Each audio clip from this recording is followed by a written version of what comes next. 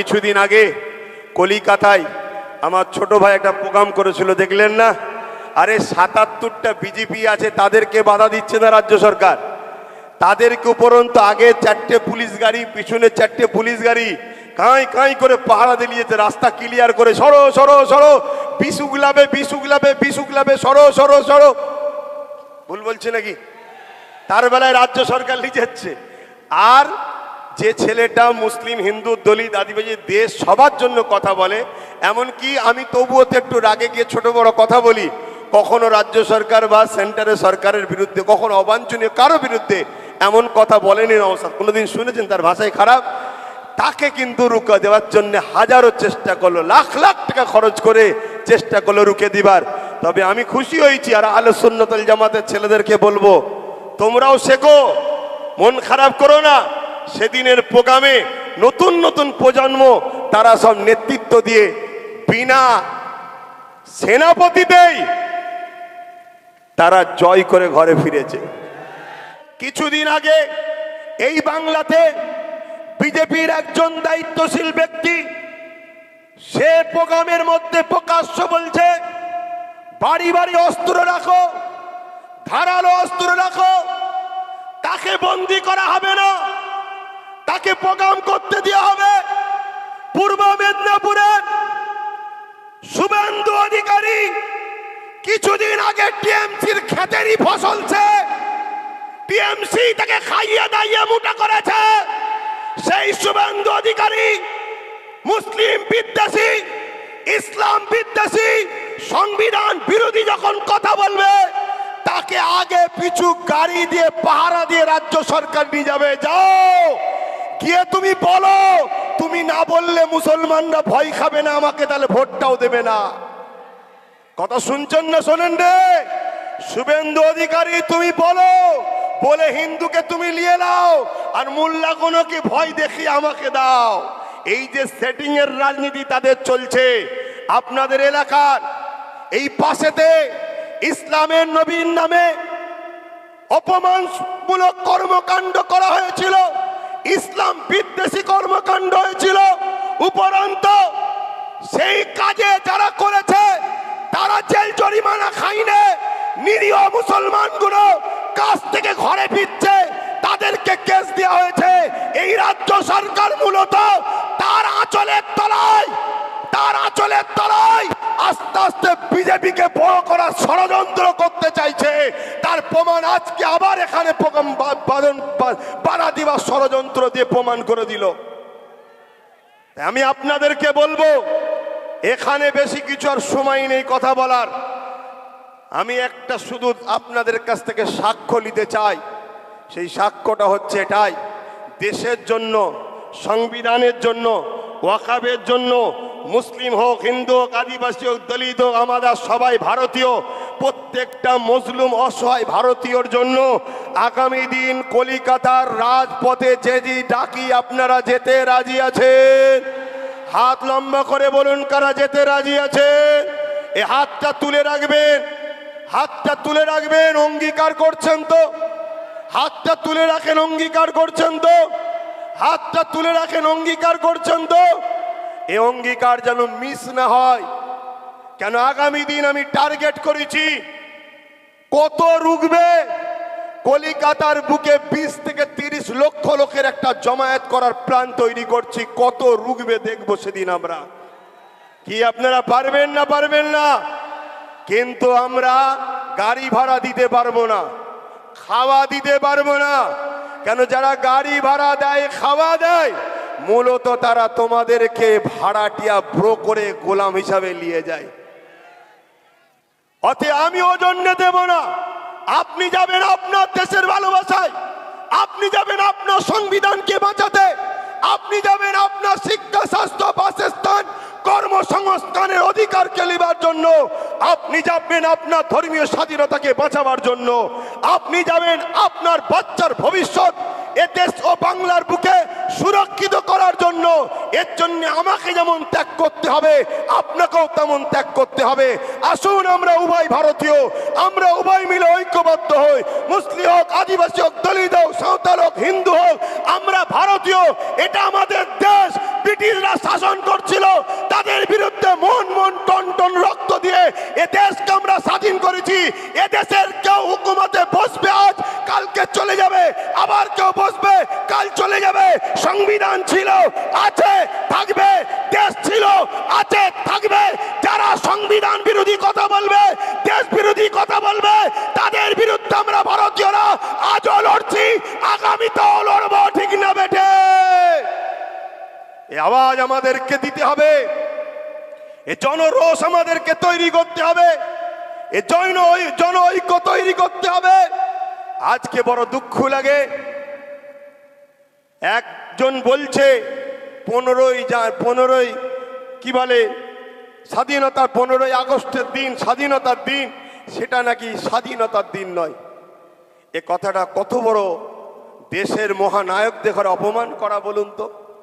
উপরন্তু তার গুণগান সবাই করছে, রাজ্যও করছে, সেন্টারও করছে তার গুণগান। তাহলে আজ আমরা কোন জায়গায় যাচ্ছি আমরা বুঝতে পারছি তো। আমার অনেক কিছু বলার ছিল, দুঃখের বিষয় একটু জামে পড়ে গেছিলাম। আর এখানেও তো বক্তব্য এসে দেখলাম সেটিংটাও হয়তো দেরি হয়েছে।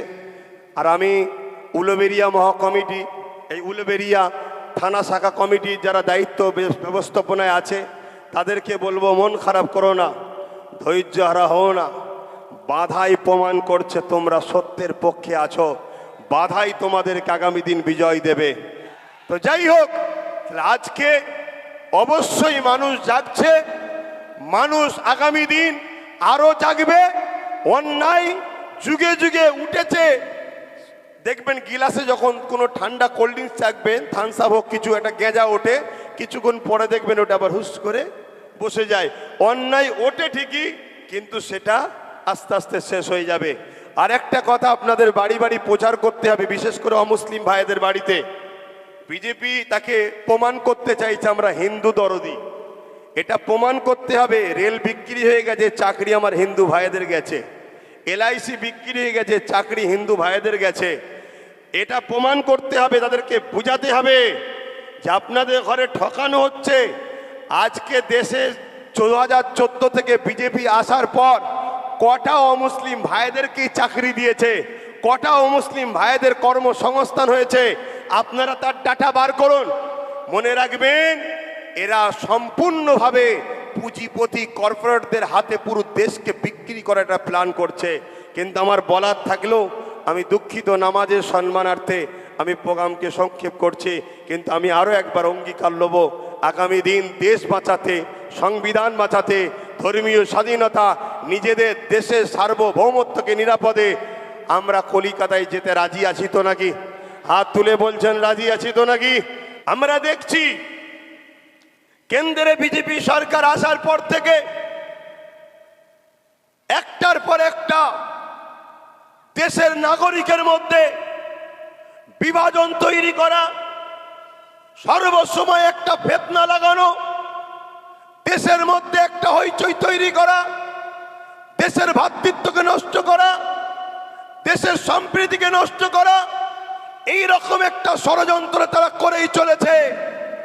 যার প্রমাণ আপনারা নিশ্চয়ই জানেন।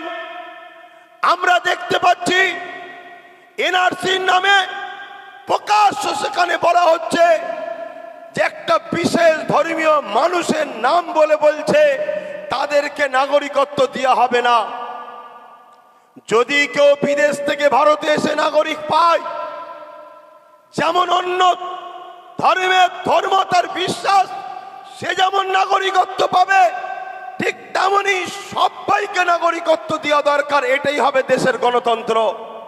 ঠিক তেমনই আমরা দেখলাম কৃষক বন্ধুদের বিরুদ্ধে হঠাৎ করে একটা কালা কানুন তৈরি করলো, যে কানুনে ওই আদানি আম্বানি শিল্পপতিরা আরবপতি থেকে আরো বড়পতি হবে, আর কৃষক ভাইয়েরা তারা আস্তে আস্তে নিজেকে নিজের সম্পদের নিজের ঠিকমতো মূল্য না পাওয়ার জন্য চাষের সম্পদে তারা আত্মহত্যা করতে বাধ্য হবে। ঠিক তেমনি 2024 সালের শেষে, এটা 25 চলছে, হঠাৎ করে একটা ষড়যন্ত্রের বীজ রোপণ করলো কেন্দ্র সরকার। কি? ওয়াকফ সংসদীয় বিলের নামে, ওয়াকফ অ্যাক্ট বিলের নামে 2024 ওয়াকফ অ্যাক্ট বিলের নামে ওয়াকাফ সম্পত্তি মুসলমানদের যে ধর্মীয় একটা অ্যাসেট, ধর্মীয় যে আস্থা, ধর্মীয় যে বিশ্বাস, তার উপরে আঘাত দিয়ে পুরো ওয়াকাফ সম্পদকে লুটে দিবার চেষ্টা করলো। আমার কওমের কজন মানুষ আপনারা ওয়াকাফকে জানেন জানি না, আমার পূর্বে হয়তো অনেকে বলেছে ওয়াকাফ হলো ইসলাম ধর্মের ধর্মীয় ব্যক্তিরা আল্লাহর সন্তুষ্টির জন্য, আল্লাহর সৃষ্টি সেবার জন্য, মসজিদ মাদ্রাসা কবরস্থান ঈদগাহ খানকা করার জন্য, আল্লাহকে খুশি করার জন্য আল্লাহর রাহে উৎসর্গ করে, দান করে। আর এই দানটা কিভাবে হয়? লেখালেখনির ভাবেও হয়, মৌখিকও হয়।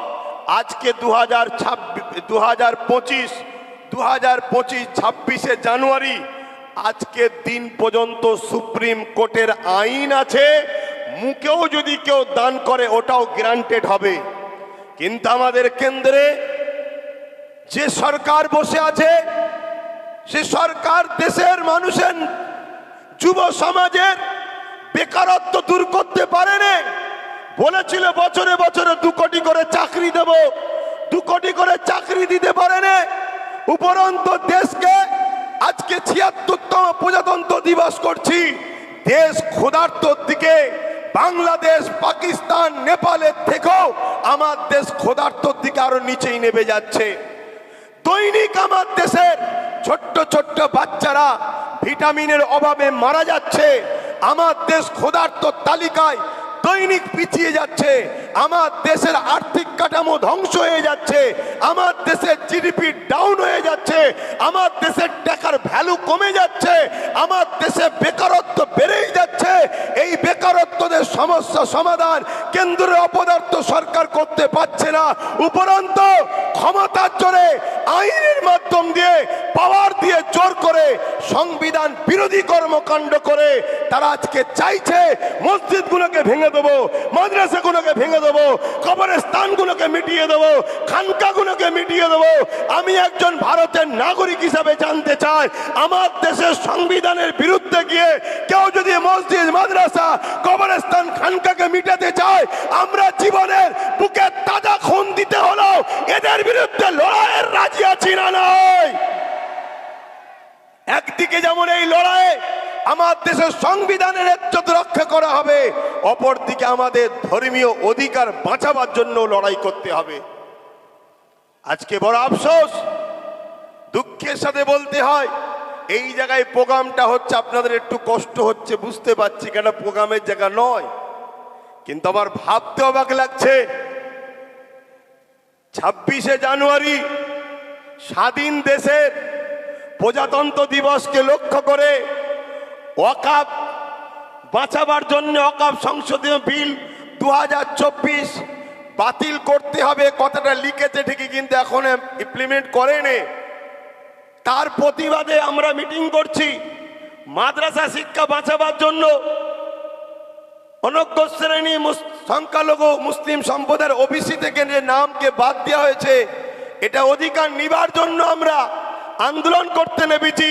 অথচ রাজ্য সরকার এবং তার প্রশাসনকে দিয়ে বিভিন্ন ভাবে আহলে সুন্নাত ওয়াল জামাতের এই প্রোগ্রামকে হ্যারেস করছে।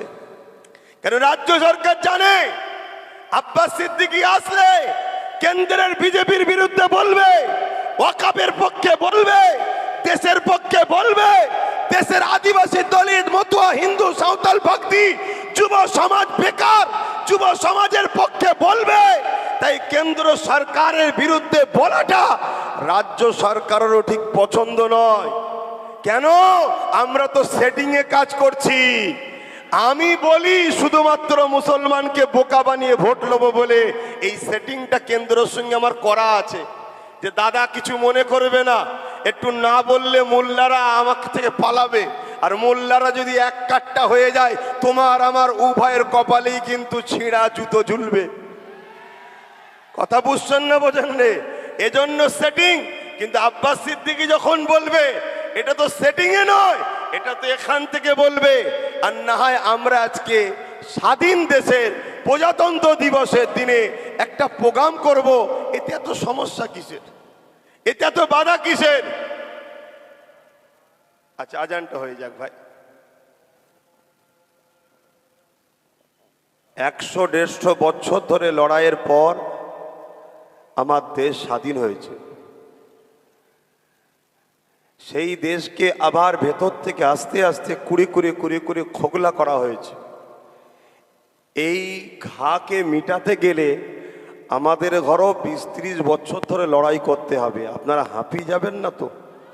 সাক্ষী দিয়ে বলছেন তো, লড়াই করবেন তো দেশের জন্য? এই যে মসজিদের আজানটা হচ্ছে, আজান হোক চান তো নাকি? আজকে কখনো খেয়াল করে দেখেছেন ওয়াকাফ সম্পদ দীর্ঘ স্বাধীনতার পর থেকে কম বেশি সবাই লুটে খেয়েছে। কেন্দ্র সরকার সম্পূর্ণ নিতে চাইছে কেন? অর্থাৎ আইন তৈরি করে ওটা ওয়াকাফ নয় এটা পরিকল্পনা করতে চাইছে কেন? এটা কখনো ভেবে দেখেছেন? এই ভারতবর্ষের কেরলে একটা মসজিদ আছে যে মসজিদের বয়স 1400 বছর। এই ভারতবর্ষের গুজরাটে একটা মসজিদ আছে, মসজিদের বয়স 1300 বছর। এই বাংলায় অনেক মসজিদ আছে যে বয়স 800, 900, 1000 বছর। এই মসজিদ যেখানে 1000 বছর আছে, 1300 বছর, 1400 বছর, 1500-1200 বছর ধরে মসজিদ আছে, তার মানে মসজিদ যখন আছে মুসলমান আছে। তার মানে 1400 বছর, 1300 বছর, 1100 বছর, 1000 বছর ধরে ভারতের মুসলমান আছে। যে দেশে হাজার হাজার বছর ধরে মুসলমান থাকে সে দেশের কখনো মুসলমানকে এনআরসি এনপিআর এর নামে হুমকি দিয়ে চুমকি দিয়ে ভয় দেখিয়ে তাড়ানো সম্ভব নয়। এটা মোদি বাবুরা বুঝে নিয়েছে। তাই এদের অস্তিত্বটাকে প্রথম মিটাও, এদের মসজিদকে প্রথম দখল করো, এদের মাদ্রাসাকে দখল করো, এদের খানকাকে মিটাও, এদের কবরস্থানকে মিটাও। আইনের মাধ্যম দিয়ে ওগুলোকে কর্পোরেটদের হাতে তুলে ওগুলোকে বিলীন করে দিয়ে ওগুলোকে ভেঙে গুড়িয়ে দিয়ে এদের পেহচানকে প্রথম মিটিয়ে দাও। এদের যখন পেহচান মিটিয়ে যাবে, 1000 বছরের মসজিদ থাকবে না, 1000 বছরের মাদ্রাসা থাকবে না, 1000 বছরের কবরস্থান থাকবে না, তখন আমরা বলবো স্বাধীনতার পরে তোমরা এসেছো, এদেরকে তখন আমাদের তাড়াতে সুবিধা হবে।